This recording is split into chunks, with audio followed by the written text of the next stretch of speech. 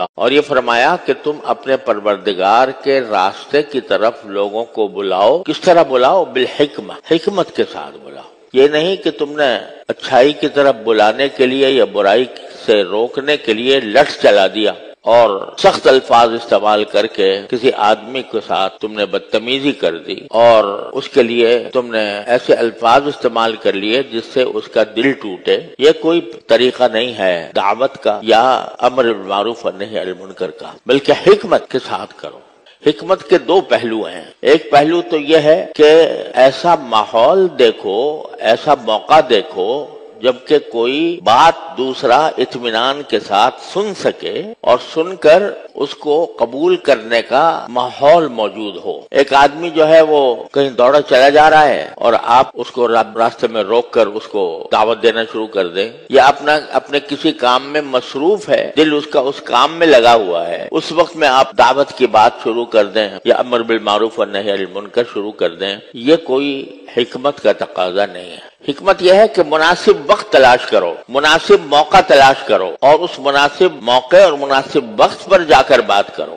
اور بسا اوقات ایسا ہوتا ہے کہ بعض برائیاں ایسی ہوتی ہیں کہ جن پر ایک دم سے انسان پر حملہ کر دینا یا ایک دم سے اس کو اس برائی سے روک دینے میں دشواری پیدا ہوتی ہے. لیکن اگر رفتہ رفتہ ذہن بنا کر رفتہ رفتہ اس کو حق کے قبول کرنے کے لیے آمادہ کر کے بات کرو گے تو اس کا اثر ہو. اب موقع تلاش کرنے کے لیے کس طرح موقع تلاش کیا جائے، اس کو اللہ تعالیٰ جب کسی کے دل میں دعوت کا جذبہ اور اخلاص پیدا فرماتے ہیں تو پھر اس کو یہ اندازہ بھی ہو جاتا ہے کہ بھئی کب ایسا موقع آ گیا ہے کہ میں اس کو تلقین کروں، اور تلقین بھی اس طرح کروں کہ اس کے دل میں اتر جائے. مثال کے طور حضرت مولانا محمد قاسم نانوتوی رحمۃ اللہ علیہ جو ہمارے دارالعلوم دیوبند کے بانی ہیں، ان کے بارے میں منقول ہے کہ ان کے ایک دوست تھے اور وہ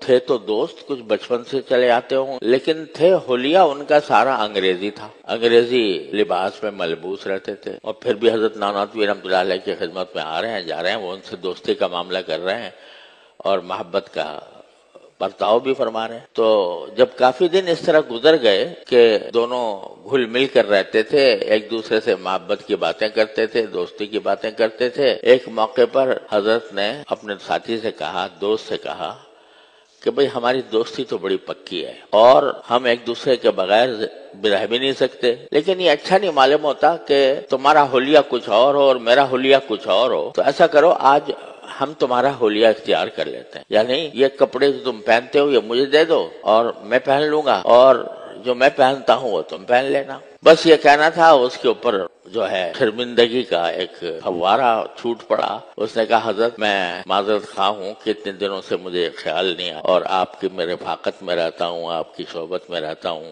اور پھر بھی میں نے اپنے آپ کو آپ جیسا بنانے کی کوشش نہیں کی.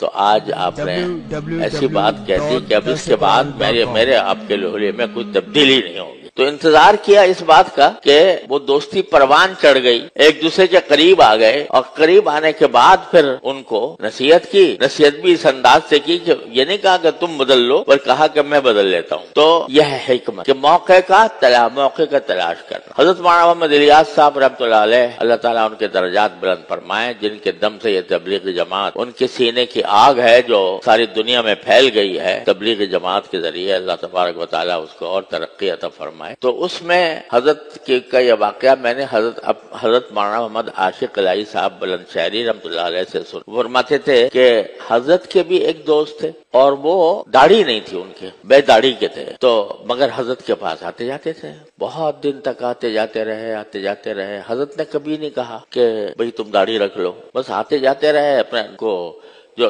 بڑے بڑے اہم فرائض تھے اس کے اندر شامل کرتے رہے، نمازیں پڑھتے رہے، روزہ رکھتے رہے وغیرہ وغیرہ. لیکن داڑھی کے بارے میں کچھ نہیں کہا کہ داڑھی تم رکھ لو. جب ایک مدت گزر گئی تو حضرت نے سوچا کہ اب یہ اتنا قریب آ گئے ہیں کہ اب اگر میں کہوں گا تو یہ بات مان لیں گے. تو حضرت نے کہہ دیا کہ بھئی داڑھی نبی کریم صلی اللہ علیہ وسلم کی سنت ہے. نبی کریم صلی اللہ علیہ وسلم نے فرمایا کہ تم داڑیاں بڑھاؤ، یہودیوں کی مخالفت کرو اور داڑیاں بڑھاؤ، داڑھی کا بڑھا کر رکھنا یہ نبی کریم صلی اللہ علیہ وسلم کی سنت بھی ہے اور واجب بھی ہے۔ اب کیا ہوا کہ وہ ان صاحب پر الٹا اثر ہو گیا اور انہوں نے پھر آنا چھوڑ دیا حضرت مولانا کی خدمت میں۔ تو حضرت مولانا محمد الیاس صاحب رحمۃ اللہ علیہ فرماتے تھے کہ بھائی مجھ سے بڑی غلطی ہوئی، میں نے کچے توے پر روٹی ڈال دی، میں نے کچے توے پر روٹی ڈال دی، یعنی توا جو ہوتا ہے جس کے اوپر روٹی پکائی جاتی ہے وہ جب تک گرم نہ ہو جائے اور پوری طرح گرم نہ ہو جائے اس پر اگر روٹی ڈال دیں گے تو روٹی نہیں بنے گی، وہ پھٹ کے رہ جائے گی۔ تو میں نے کچے توے پر روٹی ڈال دی، یعنی ابھی ان کا ذہن اتنا بنا نہیں تھا